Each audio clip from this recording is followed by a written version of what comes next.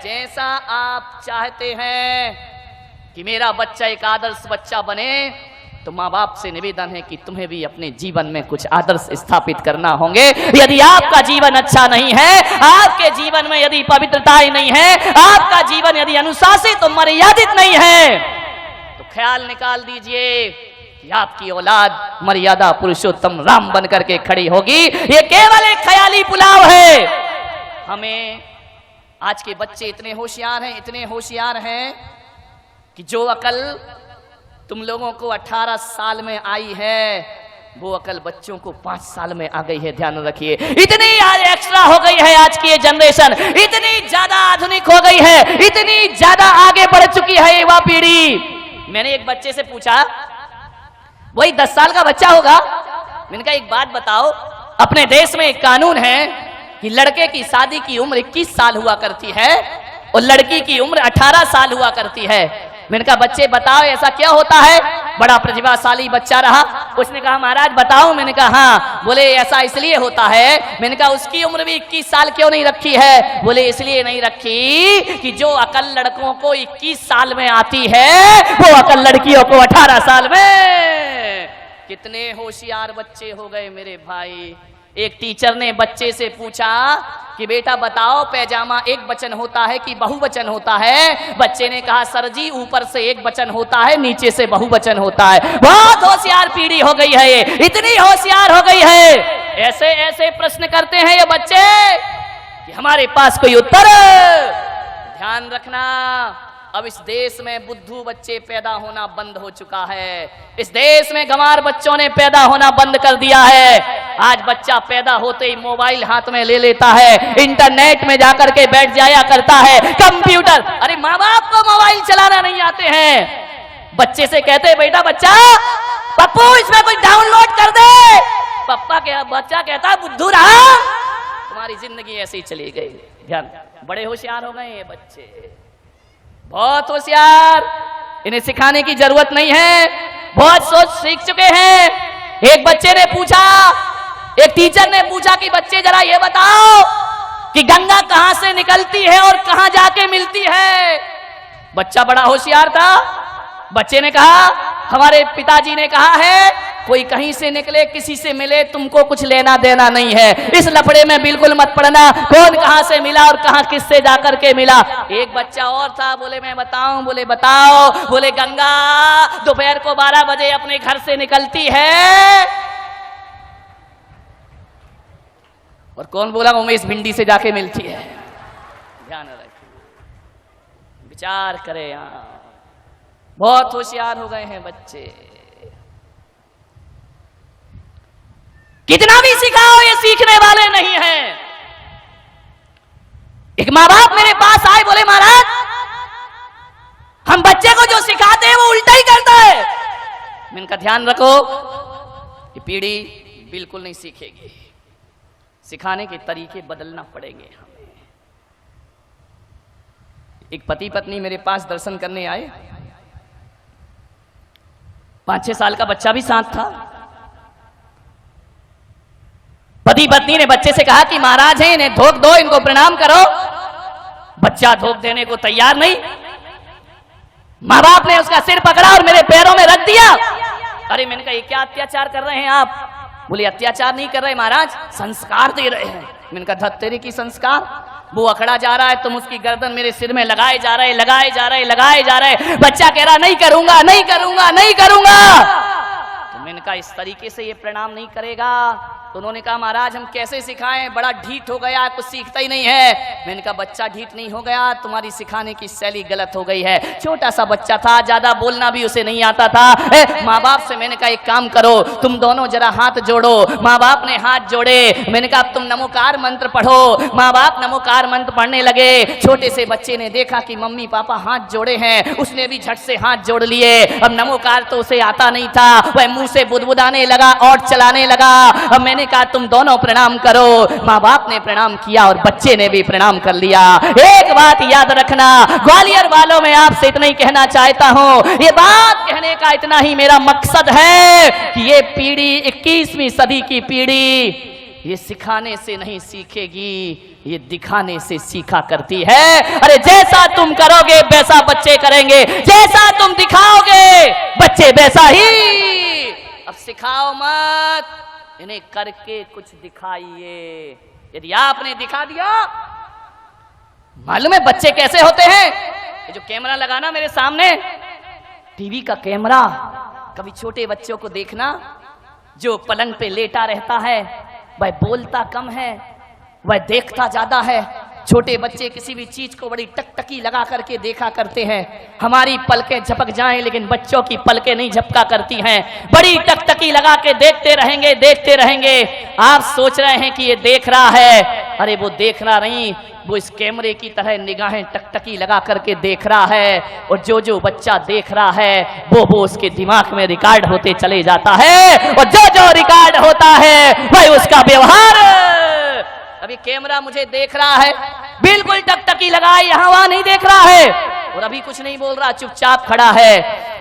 और जब मैं चुप हो जाऊंगा फिर ये बताएगा कि मैंने कैसा एक्शन किया, मैंने क्या बोला। अरे कैमरा अपनी तरफ से कुछ नहीं बोलता, जो बोलता है वह हमारे को देखकर बोलता है। और बच्चे अपनी तरफ से कुछ नहीं सीखते, जो भी सीखते हैं वह परिवार को देख करके सीखा करते हैं, हमारे व्यवहार को देख करके सीखा करते। हमारे घर में कैसा व्यवहार, एक पति बार बार झुंझलाएगा, बात बात पर उत्तेजित होगा। मैं आपसे पूछता हूं, सोचो बच्चा क्या रिकॉर्डिंग करेगा। एक बात ध्यान रखिए, जब तक औलाद नहीं हुई है तब तक जो करना है कर लो, और जिस दिन किसी औलाद को जन्म दे दो तो माँ बाप बनने का रोल अदा आपको करना चाहिए, शिक्षक बनने का रोल अदा आपको करना चाहिए। माँ की गोद बच्चे की प्रथम पाठशाला हुआ करती है। स्कूली ज्ञान के भरोसे मत रहना। स्कूलों में तो केवल डिग्रियां पकड़ा दी जाएंगी, स्कूलों में डॉक्टर बनाया जाएगा, इंजीनियर बनाया जाएगा, वकील बनाया जाएगा, स्कूलों में आईएएस आईपीएस अफसर बना दिया जाएगा। लेकिन ध्यान रखना, स्कूलों में डिग्रियां मिलेंगी, तुम्हारे बेटे को डॉक्टर इंजीनियर बना देंगे, लेकिन एक बात ध्यान रखना, स्कूल की शिक्षा डॉक्टर और इंजीनियर बनाती है, माँ बाप की शिक्षा एक अच्छा इंसान बनाया करती है। आप अपने बच्चे को अच्छा इंसान बनाइए, एक आदर्श व्यक्ति बनाइए। कैसा जीवन है? एक दादाजी को बच्चा जवाब दे देता है, क्या संस्कार हैं आपके घर में? विचार करिए, सोचिए आप। एक दादाजी को बच्चा जवाब दे रहा। मैंने दादाजी से कहा कि दादाजी ये जवाब दे रहा है आपको। बोले क्या करूं महाराज, सुनता ही नहीं है। एक बोलो तो हजार सुनाता है। मैंने कहा तुम कैसे दादाजी हो? बोले महाराज पूरे जीवन में मेरे बच्चे ने कभी मुझे जवाब नहीं दिया होगा, जो पोता मुझे जवाब देता है। मैंने कहा एक काम करो, जब ये तुम्हें अनर्गल बोले हो, जब तुम्हें जवाब दे तो एक चांटा गाल में जोर से बच्चे को मार देना चाहिए। बोले महाराज कई बार मन होता है लेकिन मारने की हिम्मत नहीं होती। मैंने कहा क्यों? बोले मुझे डर लगता है कि बच्चा पलट के मुझे एक चांटा ना मार दे। आप सोचिए, विचार करिए, क्या संस्कार दिए हैं आपने। अरे तुम्हें दादाजी होने का हक किसने दे दिया कि एक पोते से आपको डर लगता है? नहीं मेरे भाई, ऐसे बच्चे एक आदर्श व्यक्ति तो नहीं बन सकते हैं। यदि एक दादाजी और एक बाप अपने बच्चे से कुछ कहने में डरता है तो समझना वो ऐसे आत्मघाती संस्कार दे रहा है कि आज बच्चा माँ बाप पर ढोल जमाता है, कल मोहल्ले में जमाएगा, परसों समाज में जमाएगा, और एक दिन तुम्हारा बेटा आदर्शवादी बेटा तो ना बनेगा बल्कि आतंकवादी बेटों में उस बच्चे का नाम शामिल हो जाएगा। आपसे मेरा निवेदन है, इतनी जुर्रत बच्चे की नहीं होना चाहिए कि वह माँ बाप को पलट करके जवाब दे सके। ध्यान रखिए, कैसे होगा ये? जब पति पत्नी रात दिन झगड़ते रहेंगे, लड़ते रहेंगे, जब आप अपने माँ बाप को जवाब देंगे तो औलाद भी तुम्हें जवाब देगी। ध्यान रखिए, बच्चे वही करते हैं जो तुम करते हो। ध्यान रखिए, आप सोचते हो कि बुढ़ापे में हमारा बच्चा हमारी सेवा करे, एक अच्छा बेटा बने, तो आपसे मेरा निवेदन है कि आज से ही अपने घर में बुजुर्गों का सम्मान करना सीख जाइए। अरे मैं कहता हूं कि अपनी भाषा पर विशेष ध्यान दीजिए। आदमी इतनी अनर्गल भाषा बोलता है कि वह भाषा एक दिन उसकी आदत बन जाती है और ये आदत ब्लड में जाकर के घुल जाते हैं संस्कार, फिर वही उसकी जिंदगी बन जाती। आदर्श व्यक्तित्व बनिए, भाषा का एक आदर्श होना चाहिए। ऐसा परिवार बनाओ, ऐसा माहौल बनाए माताएं कि बड़ों से ही आप कहना ना सीखे, बल्कि बच्चों से भी आप कह करके बातें करें, बच्चों में भी जी लगा करके बातें करें। अरे बच्चों की बात तो छोड़ो, मैं तो कहता हूं कि तुम्हारे घर में जो नौकर रहता है ना, उससे भी इज्जत से पेश आइए। इज्जत से पेश आएंगे ना तो नौकर ये नहीं कहेगा कि हर साल मेरी तनख्वाह बढ़ाओ। यदि सम्मान दोगे तो उतनी तनख्वाह में भी आनंद के साथ जी लेगा, आपकी इज्जत करेगा, आपका सत्कार करेगा। इज्जत से पेश आइए, ऐसे शब्द ना बोले। मैं बड़े आदर के साथ बहुत बहुमान देता हूं कि जैन समाज में एक समाज ऐसी है जिसने आज भी अपनी भाषा की सभ्यता नहीं खोई है और इतनी अच्छी भाषा उनके घरों में बोली जाती है। मैं कोई पक्षपात नहीं कर रहा हूं, मैं पूरे देश में घूमा करता हूं, लेकिन कह सकता हूं कि जैन समाज में खंडेलवाल जैन समाज वो समाज है जहां बोली में आदर्श हुआ करता है, बोली में सभ्यता हुआ करती है। अरे बड़े तो बड़े, वहां तो साफ लगा करके बात की जाती है, वहां तो अच्छे शब्द बोले जाते हैं, वहां काका जी नहीं कहा जाता है, काका साहेब कह करके बुलाया जाता है। और तो और वहां ऐसा कल्चर है, उनकी ऐसी संस्कृति है, ऐसी पढ़ी लिखी समाज है कि ड्राइवर को भी ड्राइवर कह के नहीं बुलाते हैं, उसे भी ड्राइवर जी कह करके आवाज दिया करते हैं। ये सभ्यताएं सीखिए। आप कैसा बोलते हैं अपने घर में? इज्जत से बोलेंगे तो बच्चा भी इज्जत से बोलेगा, ध्यान रखिए। मान्यवर, किसी आदमी को क्या चाहिए? दो मीठे शब्द चाहिए। और क्या चाहिए? तुम्हारे घर कोई आ जाए, मैं कहता हूं चाय फीकी हो तो चल जाएगी, लेकिन आदमी की वाणी बड़ी मीठी होना चाहिए। मीठी वाणी होगी, वाणी अंतरंग का दर्पण हुआ करती है। आप जिन शब्दों का प्रयोग करते हैं उससे आपके स्तर का पता चलता है। जिन भाषा का आप प्रयोग करते हैं उससे आपके चिंतन का पता चलता है। यदि आप असभ्यता भरी बातें बोलते हैं तो समझ लीजिए कि हमारा स्तर बहुत गिरा हुआ स्तर है। अच्छी भाषा का प्रयोग करिए। नौकर से भी आप कहकर और जी लगाकर बात करना सीखिए। यह है बच्चों की परवरिश करना। मान्यवर, सोचना है आपको, एक दो दिन अटपटा लगेगा जिन घरों में आदत नहीं है अच्छे से बोलने की। अब एक दो दिन यदि आप कहोगे बच्चों से तो बड़ा अटपटा लगेगा कि हम क्या बोल रहे हैं, ऐसा लगेगा, हंसी भी आएगी। लेकिन आप इस हंसी से मत घबराएं। दो चार दिन बुरा लगता है और एक दिन यही शब्द हमारे जीवन की आदत बन जाया करते हैं। और आज जो बुरा लग रहा है, दो लोग घर के हंसेंगे, कोई बात नहीं है, लेकिन कल जो हंसने वाले हैं वही तुम्हारा आदर्श व्यक्तियों में नाम लेंगे, वही तुम्हें इज्जत से बात करेंगे। इसलिए कभी भी राजस्थान में, मारवाड़ में आप जाइए, जोधपुर में जाइए, वहां तो मेरे भाई गाली भी बड़ी अदब से दी जाती है। वहां कुत्ते को कुत्ता नहीं कहा जाता, वहां कुत्ता सा कह करके बुलाया जाता है। गाली भी देना है, कोई आ जाए मेहमान तो कहा जाता है पधारो सा, और जाता है तो कहा जाता है पधारो सा। कोई नहीं कहता कि अब आप जाइए। विचार करिए आप, भाषा में सभ्यता होना चाहिए। सभ्य भाषा होगी। जब तक आदमी नहीं बोल रहा है तब तक उसके प्रति आप कोई आकलन नहीं कर सकते हैं, और जिस दिन आदमी बोल पड़ता है पता चलता है कि कितने गहरे पानी में आदमी जिया करता है। अच्छी भाषा का प्रयोग करिए, बेहतरीन शब्दों का चयन करिए अपने जीवन में। यदि बच्चों को अच्छी परवरिश देना है, ध्यान रखिए, आपकी जिम्मेदारी है। एक बात याद रखना, एक विद्यालय बनाना बहुत आसान काम है, 100 स्कूल बनाना आसान काम है, कोई बहुत बड़ा काम नहीं होता है। 100 विद्यालय बनाना कोई बहुत बड़ी बात नहीं है, लेकिन एक बच्चे को अच्छे संस्कार देना ये 100 विद्यालय से बढ़कर भी मेहनत का काम हुआ करता है। 100 स्कूल से भी बड़ा काम हुआ करता है। मंदिर बनाना आसान है, लेकिन एक व्यक्ति को इंसान बनाना बहुत कठिन काम हुआ करता है। ध्यान रखिए। स्कूलों की पढ़ाई के भरोसे मत रहना, वहां तो गा से गधा पढ़ाया जाता है मेरे भाई। उससे क्या संस्कार जीवन में मिलेंगे? अच्छे संस्कार देना है, अच्छी भाषा देना है।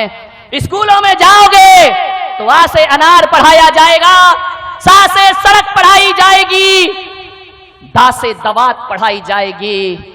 स्कूलों की पढ़ाई में यही तो पढ़ाया जाता है बचपन से, और क्या सिखाया जाता है।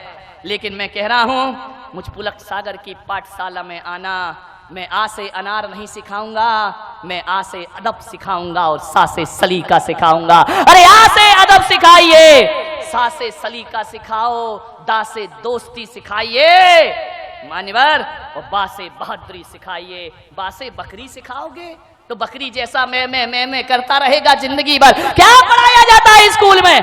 आजकल एक वो अंग्रेजी और आ गई, कॉन्वेंट की शिक्षा हमारी छाती पे चढ़ करके बैठ गई। जब तक दो चार फर्राटेदार इंग्लिश के शब्द ना बोले जाएं, तब तक लगता है ये पिछड़ा हुआ आदमी है, बड़े बैकवर्ड का आदमी है, ये आदमी आदर्श नहीं है। मैं कहता हूं कि अंग्रेजी के पास वो शब्द नहीं होंगे जितनी सभ्यता के शब्द हमारी हिंदी के पास हुआ करते हैं। विचार करिए आप, इंग्लिश से ज्यादा कठिन काम हिंदी हुआ करती है। अंग्रेजी में तो बड़ों को भी यू बोला जाता है, छोटों को भी यू बोला जाता है, बराबर वालों को भी यू का अर्थ होता है तुम। ध्यान रखिए, लेकिन मेरे यहाँ ऐसा नहीं होता है। हमारे यहाँ देखा जाता है कि बड़ों को बोलने में कितने सभ्यता भरे शब्द होना चाहिए, आपस में कैसे शब्द होना चाहिए, और छोटों में कैसे शब्द। क्या सिखाएगी अंग्रेजी? बताइए आप मान्यवर। कभी वर्णमाला देखिए, आ अनार से शुरू होती है, एंड किस पे होती है? इतनी तो हिंदी पढ़ी होगी, किस पे होती है? ज्ञानी पे शुरू होती है। अंग्रेजी की वर्णमाला कहां से शुरू होती है? ए से शुरू होती है। एंड किस में होती है? जेड में होती है। जेड माने जेब्रा। मेरी भाषा, मातृभाषा जो है ना, वो अनार से शुरू होती है और ज्ञानी बनाकर समाप्त होती है, और अंग्रेजी जो है एप्पल से शुरू होती है और जेब्रा बनाकर छोड़ा करती है। और जेब्रा का अर्थ होता है अंग्रेजी घोड़ा। जेब्रा अंग्रेजी गधा, घोड़ा भी नहीं। ध्यान रखिए, अच्छी भाषा बोल, संस्कारित शब्द होना चाहिए। बच्चों की यदि परवरिश करना, ऐसा व्यवहार ना बनाएं अपने घर में कि बच्चे और पत्नी इंतजार करें कि पिताजी थोड़े बाहर चले जाएं तो हम सुकून का जीवन जी सकें। नहीं मेरे भाई, इसका मतलब है आपका व्यवहार रूखा है। आपके घर से जाने के बाद बच्चे यदि नाचते हैं, खुशी होते हैं, उछलते हैं, कूदते हैं, तो आपका व्यवहार जरूर रूखा है। अरे ऐसा जीवन ना बनाएं कि पत्नी और बच्चे कहें कि कुछ देर को तुम बाहर चले जाओ। ऐसा जीवन बनाओ कि 5 मिनट लेट आओ तो पत्नी का भी मन न लगे और बच्चों का भी मन न लगे। अच्छा जीवन अपना बनाइए, अच्छा व्यवहार अपना बनाइए, जिंदगी को संभालने का प्रयास करें। थोड़ा बहुत पढ़ने क्या लगता है बच्चा? क्या क्या पकड़ा देते हैं उसके हाथ में? अखबार आ जाता है उसके हाथ में, फिल्मी कहानियां आ जाती हैं उसके हाथ में। और आजकल तो मैगजीन भी कोई नहीं पढ़ता, अखबार भी कोई नहीं पढ़ता। जब से मोबाइल क्या आ गया है, किसी के हाथ में किताबें दिखाई ही नहीं दिया करती हैं। मोबाइल में लगा रहता है, रात दिन चैटिंग में लगा रहता है, व्हाट्सएप में लगा रहता है, फेसबुक में लगा रहता है। ऐसा फेसबुक में लगा है बच्चा कि घर में माँ बाप का फेस देखना भी पसंद नहीं किया करता है। उसी में वारी ये संस्कृति क्या हो रहा है हमारे देश में? विचार करिए आप। पड़ोस में रहने वाले से दोस्ती नहीं है और दुनिया से हजारों किलोमीटर दूर हैं, उससे फ्रेंडशिप किया करते हैं। आप सोचिए, घर के लोगों से बातचीत नहीं हुआ करती है, दूसरों से रिलेशनशिप मनाई जाती। आप विचार करिए क्या होगा। हम अपना जीवन याद करते हैं। आज का बच्चा 5-10 साल का हो नहीं पाता, हाथ में महंगा मोबाइल आ जाता है। 5वीं 8वीं पढ़ता है, स्कूटी आ जाती है, बच्चा गाड़ी चलाता है। हमें अपने दिन याद है भाई, तुम भी अपने दिन याद करो कि तुम्हारा बचपन कैसा था, अपने दिन वो कैसे थे। अरे 9वीं 8वीं क्लास में आने के बाद मैंने फुल पैंट पहनना सीखा है मेरे भाई। हाफ पैंट में ही 8वीं क्लास तक पढ़ लिया करते थे, स्कूल में भी हाफ पैंट में ही चले जाया करते थे। अरे मोबाइल की बात तो छोड़ो, प्रतिदिन चने खाने को 10 पैसे भी नहीं मिला करते थे, ध्यान रखिए। उसमें अभी देखना पड़ता था, कई बार मनुहार करना पड़ता था, 10-10 पैसे चाराने के लिए हमें इंतजार करना पड़ता था। आज कितनी सुविधाएं हमारे बच्चों को है, टीवी है, इंटरनेट है, कंप्यूटर है, गाड़ी है, सब कुछ उसके पास है। आज पहले तो हम अपने माँ बाप से नजरें मिलाने में हमें डर लगता था, उनके सामने जुबान खोलने में डर लगता था। आज तो बच्चों को इतनी सुविधाएं दी जाती हैं, सब कुछ लगा देते हैं माँ बाप उनके लिए।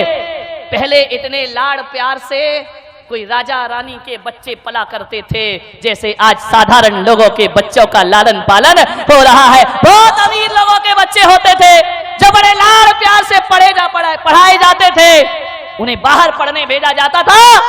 आज तो हर माँ बाप अपने बच्चों को बाहर भेज देता है कि उसका करियर बनना चाहिए, उस बच्चे का भविष्य बनना। कितनी सुविधाएं बच्चों को दी गई हैं भाई, मैं विरोध नहीं कर रहा हूं, दो, तुम्हारा लाडला है, कोई दिक्कत नहीं है, सारी सुविधाएं दीजिए, लेकिन मैं सावधान कर रहा हूं, आने वाले वक्त के लिए समय से पहले हमें सुविधाओं के साथ साथ अच्छे संस्कार भी हमें देना